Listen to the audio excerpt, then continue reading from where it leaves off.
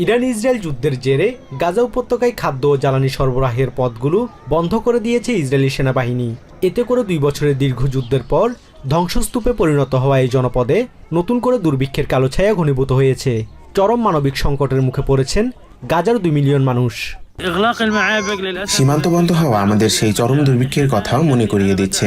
গাজায় যে বিপুল চাহিদা, তাতে সীমান্ত বন্ধ থাকলে আমরা নিশ্চিতভাবে দুর্ভিক্ষের দিকে ধাবিত হব। হামুদার মতে ইরান, ইসরায়েল আর আমেরিকার এই আঞ্চলিক আর আন্তর্জাতিক যুদ্ধে গাজার মানুষের কোনো দোষ না থাকলেও যুদ্ধের প্রভাব তাদের জীবনে গভীরভাবে দাগ কাটতে শুরু করেছে। ইরানে ওয়াশিংটন ও তেল আবিবের অভিযান শুরুর দিন থেকেই গাজার সীমান্ত ক্রসিং বন্ধ করে দেয় ইসরায়েলি বাহিনী। সীমান্ত বন্ধের এই খবরে শনিবার থেকেই বাজারে অস্থিরতা শুরু হয়। টমেটোর কেজি এখন 20 শেকেল, আর এক ব্যাগ আটার দাম ঠেকেছে 200 শেকেলে, যা প্রায় $65 সমান। সীমান্ত বন্ধের খবর শুনেই বাজারের দাম আকাশচুম্বী হয়ে গেছে। আমরা বিশ্ব বিবেকের কাছে আহ্বান জানাই, ইসরায়েলকে চাপ দিন যেন দ্রুত সীমান্ত খুলে দেওয়া হয়।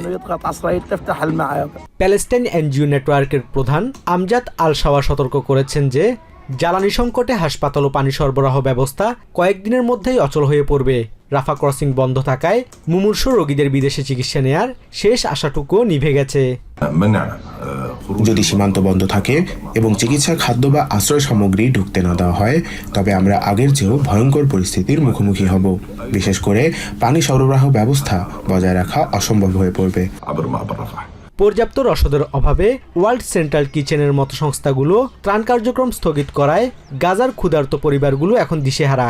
যদিও ইসরায়েলি সামরিক সংস্থা কোগাট দাবি করছে তাদের কাছে পর্যাপ্ত খাদ্য মজুত রয়েছে, তবে মাঠ পর্যায়ে চিত্র বলছে 3-4 দিনের মধ্যে সব রসদ ফুরিয়ে যাবে। বিশ্লেষকরা বলছেন যুদ্ধের ময়দান বদলালেও গাজার মানুষের ভাগ্য সে এক অনিশ্চয়তায় বন্দী রয়ে গেছে। Basudebnath, TVN24 news desk.